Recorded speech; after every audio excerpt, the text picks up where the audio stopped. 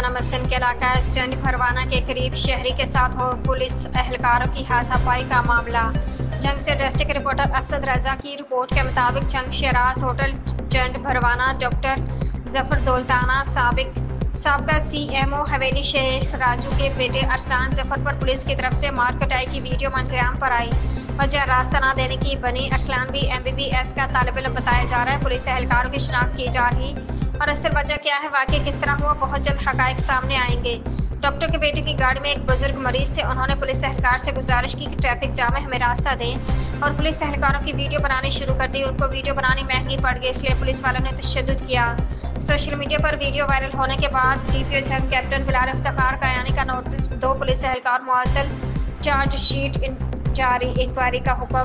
Traffic jam की वजह से शहरी और पुलिस एहलकारों के दरमियान कशीदगी पैदा हुई।